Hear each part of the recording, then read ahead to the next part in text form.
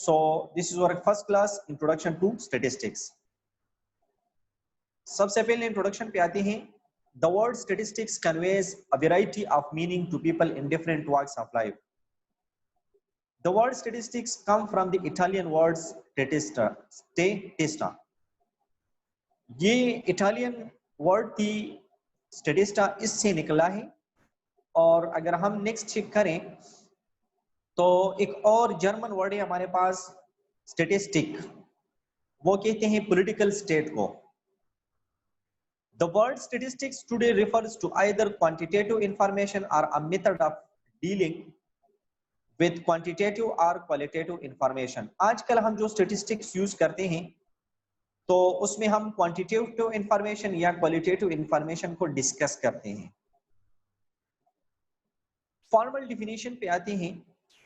Statistics is defined as collection, presentation, analysis and interpretation of numerical data. एक क्रॉक्सटन and कोवर्डन का definition है कि statistics is defined as collection, presentation, analysis and interpretation of numerical data. इसमें हमारा जो main focus होता है वो होता है हमारा न्यूमेरिकल डेटा के साथ. न्यूमेरिकल डेटा डिफरेंट फॉर्म में हमारे पास होती है. कहां से हमारे पास डेटा आती है तो उसको हम डिस्कस करेंगे. स्टैटिस्टिक्स को हम किस तरीके से डिफाइन करते हैं तो न्यूमेरिकल डेटा की कलेक्शन, उसकी प्रेजेंटेशन, उसकी एनालिसिस और उसकी रिप्रेजेंटेशन, ये हम स्टैटिस्टिक्स में करते हैं. अगर हम बेसिकली देखें तो हमारे पास इसमें जो मेन पॉइंट आती है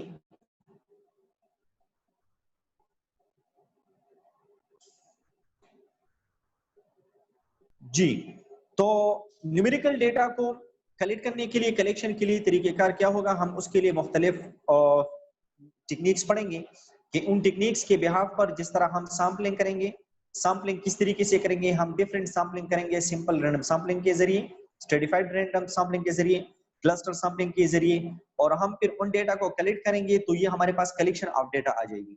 किस तरीके से कलेक्ट करेंगे, इंशाल्लाह सारी कलेक्शन जो प्रोसेस होगी वो हम डिटेल में पढ़ेंगे. फिर हम उसके बाद प्रेजेंटेशन ऑफ डेटा करेंगे. प्रेजेंटेशन ऑफ डेटा में हमारे पास आती है कि हम डेटा को किस तरीके से प्रेजेंट करेंगे.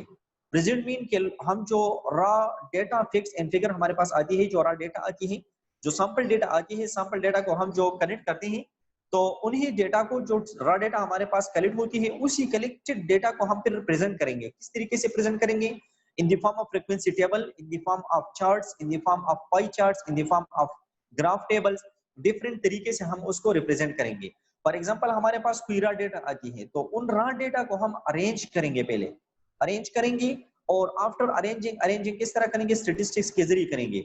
उसमें अरिथमेटिक मीन फाइंड करेंगे, ज्योमेट्रिक मीन, हार्मोनिक मीन, इस तरह डिफरेंट टूल्स इस्तेमाल करके हम ये तमाम हम जो एवरेजेस हैं इनको फाइंड करेंगे और फिर उसको प्रेजेंट करेंगे. तो इसमें हमारे पास आती है presentation. After the presentation, we will going to analysis of the data. Analysis किस तरह करेंगे, एनालिसिस हम थ्रू डिफरेंट टेस्ट करेंगे. थ्रू डिफरेंट टेस्ट के फॉर एग्जांपल हमारे पास टी टेस्ट होती है और नॉर्मल डिस्ट्रीब्यूशन हम इसमें यूज करते हैं, और इसमें हम बाइनोमियल डिस्ट्रीब्यूशन यूज करते हैं, और डिफरेंट हमारे पास टूल्स और टेस्ट हैं कि उन टेस्ट को हम यूज करके हम इसको क्या करते हैं, एनालिसिस करते हैं. और after the analysis we are able to interpret our numerical data. For example किसी चीज के बारे में आपने कोई डेटा अरेंज किए हैं, किसी फैक्ट्री के वर्कर्स की डिफिशियंसी को आप चेक करना चाहते हैं तो आप वहां पर जाते हैं, सर्वे करते हैं, और after the survey you are collecting the data. तो डेटा कलेक्शन हो गया आपके पास. फिर जब आप डेटा कलेक्ट करते हैं तो वो रॉ फॉर्म में होती है, उसको आप ऑर्गेनाइज करते हैं, और आफ्टर ऑर्गेनाइजिंग आप एक फ्रीक्वेंसी डिस्ट्रीब्यूशन बनाते हैं, उसमें हम क्या करते हैं, डेटा को प्रेजेंट करते हैं. तो वो हो गई हमारे पास रिप्रेजेंटेशन ऑफ डेटा. फिर रिप्रेजेंटेशन ऑफ डेटा के पास जब प्रेजेंट करते हैं तो प्रेजेंटिंग के बाद जब हमारे पास प्रेजेंट होती है डेटा, उसको हम एनालिसिस करते हैं, एनालाइज करते हैं. किस तरीके से, थ्रू डिफरेंट टूल्स. और जब डेटा को एनालाइज करें तो फिर जो हमारी रिक्वायरमेंट रिसर्च होती है उसको हम टेस्ट करते हैं कि क्या हमारी इंटरप्रिटेशन, डेटा की इंटरप्रिटेशन करते हैं कि जो रिक्वायर्ड डेटा है हमारे पास वो हमारे पास ठीक है या नहीं है, वो फुलफिल करती है या फुलफिल नहीं करती। तो ये एक मेन डेफिनेशन होगी स्टैटिस्टिक्स की। Statistics is defined as collection, presentation, analysis and interpretation of numerical data. Next definition एक है statistics is the science and art of dealing with numerics, with figures and facts. कि statistics is the science and art of dealing with figure and facts. ये figures और facts के साथ science और art है dealing करती है। Statistics ये हमारे पास एक ऐसी सब्जेक्ट है कि ये साइंस में भी आती है और आर्ट में भी आती है, दोनों में आती है। लेकिन अगर एक ब्रॉड डेफिनेशन हम स्टैटिस्टिक्स की देखें तो हमारे टीचर हमारे साथ इसकी डेफिनेशन शेयर करती थी। वो कहती थी कि statistics is a science doing science. Statistics is a science doing science. Statistics ये एक साइंस है जो साइंस डूइंग करती है, परफॉर्म करती है। मीन कि ये हमारे पास एक साइंस है जिसकी बिना पर हम और डिफरेंट साइंस को परफॉर्म कर सकते हैं। सो इसके बाद हमारे पास आती है uses and application of statistics. कि स्टैटिस्टिक्स की एप्लीकेशन क्या है और इसकी यूजेस क्या है, क्यों हम स्टैटिस्टिक्स को पढ़ते हैं, इसकी एप्लीकेशंस कौन कौन से हैं और इसकी यूजेस कौन कौन से हैं, कहाँ पे हम इसको यूज कर सकते हैं। तो नंबर फर्स्ट इसकी यूज में जो आती है, इट फैसिलिटेट्स कंपैरिजन। जब हमारे पास for example different types of data आती हैं, डिफरेंट टाइप्स ऑफ डेटा हमारे पास आती हैं, तो उसमें हम क्या करते हैं, जो हमारे पास कंपैरिजन आती है डेटा की, तो कंपैरिजन इसके थ्रू हम कर सकते हैं। इसके थ्रू हम क्या कर सकते हैं, कंपैरिजन करते हैं। कि फॉर एग्जांपल दो चीजों से हमारे पास डेटा आती है। हमारे पास लेट सपोज दो एक आप दो फैक्ट्रीज की डेटा कलेक्ट करते हैं या आप सम सर्वे करते हैं और दो जगहों से आपके पास क्या आती है, लेट सपोज आपके पास डेटा आती है। अब दो जगहों से अगर आपके पास डेटा आती है तो उसमें दो जगहों से जो डेटा आपके पास आती है, अब आप इसमें कंपैरिजन करना चाहते हैं कि इसमें मेरे पास फर्स्ट वाली डेटा इसकी रिजल्ट क्या आ रही है, सेकंड की क्या आ रही है। या लेट सपोज एक सिंपल एग्जांपल मैं आपको दे रहा हूँ। लेट सपोज आपके पास एक फैक्ट्री है और फैक्ट्री में आपके पास मॉर्निंग और इवनिंग शिफ्ट के डबल शिफ्ट में वर्कर काम कर रहे हैं। अब आपने उनको चेक करना है कि मेरे पास जो फर्स्ट शिफ्ट है मॉर्निंग शिफ्ट, उनकी जो वर्कर्स हैं उनकी जो आउटपुट है वो क्या आ रही है, इसी तरीके से जो सेकंड शिफ्ट है उनके वर्कर्स की जो आउटपुट है वो क्या आ रही है। दोनों डेटा को आप कलेक्ट करते हैं, रिप्रेजेंट करते हैं और उसके बाद आपके पास जो डेटा कलेक्ट होती है तो डेटा कलेक्शन के बाद आप पेयर करें। इसी तरीके से नंबर सेकंड में हमारे पास आ रही है, it simplifies the message of figures. Simplifies का मतलब ये है, लेट सपोज आपके पास कोई चार्ट आ रही है तो ये उसको सिंप्लीफाई करता है। डायरेक्टली आपके पास कोई डेटा आ रही है, फॉर एग्जांपल 1 up to 60 आपके पास एक डेटा आ गई। अब आपके पास जो डेटा आ रही है इसको सिंप्लीफाई कर रहा है किसी शेप के जरिए या मीन के जरिए या मीडियन के जरिए, डिफरेंट एवरेज कैलकुलेट करते हैं और आपको कहते हैं कि इसका मीन वैल्यू ये आ रहा है। Third, it helps in formulating and testing hypothesis. अब आपने टेस्टिंग हाइपोथेसिस अगर आप कंक्लूड करना चाहते हैं, ड्रा करना चाहते हैं, तो टेस्टिंग हाइपोथेसिस इसके लिए आपको फॉर्मुलेटिंग और टेस्टिंग हाइपोथेसिस देता है कि आप फार्मूला बनाएं, फॉर्मुलेट करें और टेस्टिंग ऑफ हाइपोथेसिस करें। जिस तरह आप लोगों ने इसके बारे में थोड़ा बहुत पढ़ा होगा, टेस्टिंग ऑफ हाइपोथेसिस के बारे में, कि इसमें हम कोई चीज अगर आप सर्वे करना चाहते हैं तो सर्वे में आप लोग सबसे पहले क्या करते हैं कि हम कोई चीज सपोज करते हैं और फिर अपनी रिसर्च को परफॉर्म करते हैं और आफ्टर परफॉर्मिंग द रिसर्च हमारे पास जो रिजल्ट आती है तो उसमें हमें पता चलता है कि हमारी जो टेस्टिंग हमने की है, जो परफॉर्मेंस हमने की है, या हमारा रिजल्ट ठीक आ रहा है या गलत आ रहा है। और फोर्थ नंबर में हमारे पास आ रहा है, इट हेल्प इन प्रिडिक्शन। ये प्रिडिक्शन अगर हम करते हैं किसी चीज के बारे में, प्रोडक्ट बना रहे हैं या कोई न्यू कंपोनेंट बना रहे हैं या न्यू वर्कर्स को हायर कर रहे हैं या आप वर्क एफिशिएंसी को फाइंड करना चाहते हैं, तो ये प्रेडिक्शन में आपकी हेल्प करती है। क्यों? आप लोग उनकी एफिशिएंसी को कैलकुलेट करते हैं, फाइंड आउट करते हैं और उसके बाद आप लोग प्रिडिक्ट करते हैं कि इसकी परफॉर्मेंस हमारे पास गुड आ रही है या बैड आ रही है। नेक्स्ट हमारे पास आ रही है scale of measurement.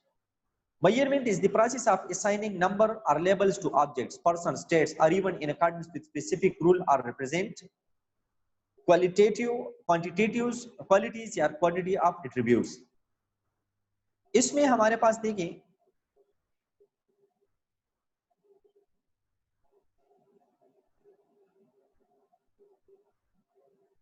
measurement is the process of assigning numbers or labels to objects, persons, states or events। देखिए हम यहाँ पे जब हमारे पास डेटा आती है तो हम इनको नंबर असाइन करेंगे। फॉर एग्जांपल ऑब्जेक्ट्स हमारे पास आएंगी, पर्सन्स हमारे पास आएंगी, स्टेट्स हमारे पास आएंगी और इवेंट्स आएंगी डेटा में। वो क्वालिटेटिव डेटा भी हो सकती है और क्वांटिटेटिव डेटा भी हो सकती है। तो अब उनको हम लेबल असाइन करते हैं और उन लेबल असाइनिंग को हम इस प्रोसेस को क्या कहते हैं? मेजरमेंट इसको कहते हैं। We do not measure specific objects, persons, etc. देखिए ना, हम पर्सन्स को मेजर नहीं कर सकते, बंदों को हम मेजर नहीं कर सकते, इसी तरह ऑब्जेक्ट्स को हम मेजर नहीं कर सकते, बल्कि हम उनको लेबलिंग करते हैं, स्पेसिफिक लेबलिंग असाइन करते हैं। और स्पेसिफिक लेबलिंग के बाद हम क्या करते हैं? वी मेजर एट्रीब्यूट्स और फीचर्स दैट डिफाइन देम। तो हमारे पास जो एट्रीब्यूट्स वगैरह आ रही है तो उन एट्रीब्यूट्स को चेक करके हमारे पास क्या रही है, हम उसको डिफाइन कर सकते हैं। नेक्स्ट हमारे पास जो आ रही है, तो इसमें हमारे पास आ रही है कि मेजरमेंट के लिए हम 4 बेसिक स्केल यूज करते हैं। 4 basic scales of measurement. First हमारे पास आ रही है नॉमिनल स्केल, सेकंड हमारे पास ordinal, third interval and number 4 ratio scale. ये हमारे पास इसकी एक डायग्राम है कि टाइप्स ऑफ मेजरमेंट स्केल हमारे पास क्या है? Nominal, ordinal, interval and ratio. Nominal measurement किस चीज को कहते हैं? There must be distinct classes, but these classes have no quantity properties. Therefore, no comparison can be made in terms of one category being higher than the other. देखिए हमारे पास distinct classes आ रहे हैं, लेकिन उन classes की no quantitative properties होती है। Quantitative properties की हमारे पास उनकी कोई नहीं होती, मतलब उनको quantity के बिहार पर काउंट नहीं कर सकते। Therefore, no comparison can be made in terms of one category being higher than the other. अब क्वांटिटी अगर हमारे पास नहीं है तो हम एक को दूसरे के साथ कंपैरिजन नहीं कर सकते। तो क्या करेंगे हम? For example, there are 2 classes of the variable gender. हमारे पास वेरिएबल जेंडर आ रही है, लेट्स सपोज उसमें हमारे पास मेल्स एंड फीमेल्स आ रही है। So there are no quantitative properties for this variable और this classes and therefore gender is a nominal variable. अब हमारे पास जो जेंडर आ रही है, तो जेंडर हमारे पास कोई क्वांटिटी नहीं है, बल्कि एक नॉमिनल वैल्यू है। नॉमिनल का मतलब ये है कि हम इसको नॉमिनेट करते हैं, तो मेल फीमेल हम इस कैटेगरी में इसको डिस्ट्रीब्यूट कर सकते हैं। नेक्स्ट हमारे पास इसमें आ रही है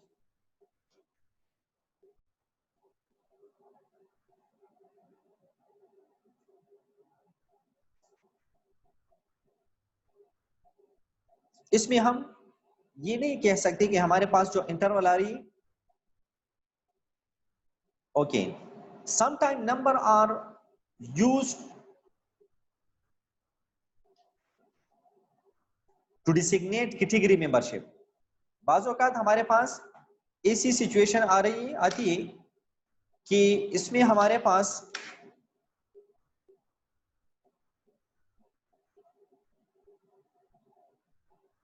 sometimes number are used to designate category membership।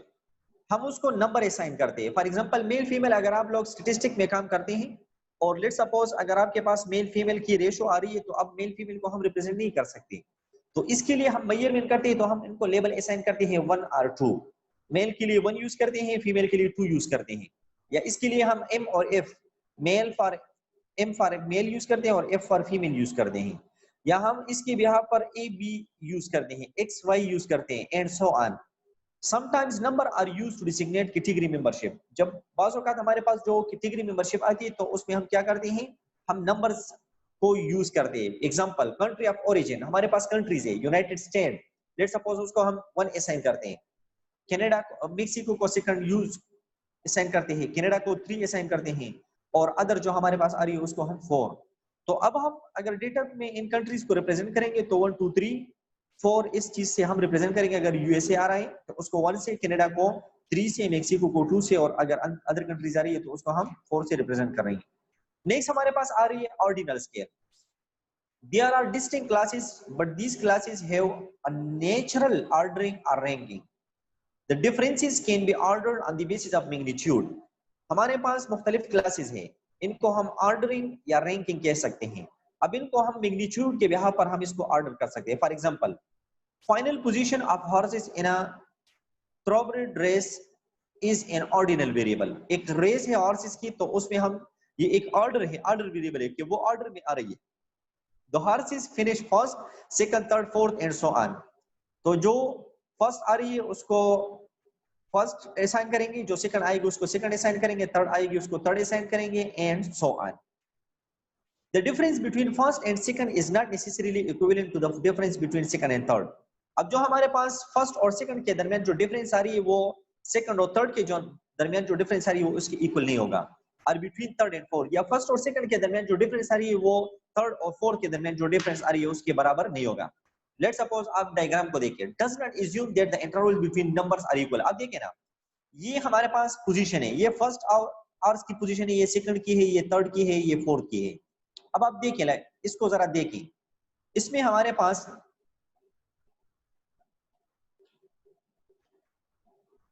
अगर हम इसको रिप्रेजेंट करें तो finishing places in a race, first place, second place and third. अब फर्स्ट प्लेस इसकी ये है, सेकंड प्लेस इसकी ये है और ये थर्ड प्लेस है, ये फोर्थ प्लेस है। अब आप लोग देखिए, जो फर्स्ट और सेकंड के दरमियान जो डिफरेंस आ रही है वो सेकंड और थर्ड के दरमियान वाली डिफरेंस के बराबर नहीं है। इसी तरह फर्स्ट और सेकंड के दरमियान जो डिफरेंस आ रही है ये थर्ड और फोर्थ के दरमियान जो डिफरेंस आ रही है इनके दरमियान नहीं हो सकती। तो does not assume that the intervals between numbers are equal। तो इसमें हमारे पास जो नंबर्स के दरमियान जो इंटरवल आ रही है इक्वल नहीं आ रही। थर्ड हमारे पास आ रही है intervals scale. It is possible to compare differences in magnitude, but importantly, the 0 point does not have a natural meaning. It captures the properties of nominal and ordinal scales used by most psychologist tests. जो psychologist test होती है इसमें हम nominal और ordinal इन दोनों को use करके interval scale define करते हैं। Designates an equal interval ordering. The distance between, for example, A1 and A2 is the same as the distance between A4 and A5. इसमें हमारे पास इंटरवल आ रही है कि सेम इंटरवल स्पेस हमारे पास आ रही है। फॉर एग्जांपल देखिए यहाँ पर we can see that the same difference exist between 10 degree centigrade 50 Fahrenheit and 20 degree centigrade 68 Fahrenheit. और यहाँ पर चेक करें कि 25 degree centigrade 77 Fahrenheit and 35 degree centigrade 95 Fahrenheit. But we cannot say that 20 degrees centigrade is twice as hot as a temperature of 100 degrees centigrade.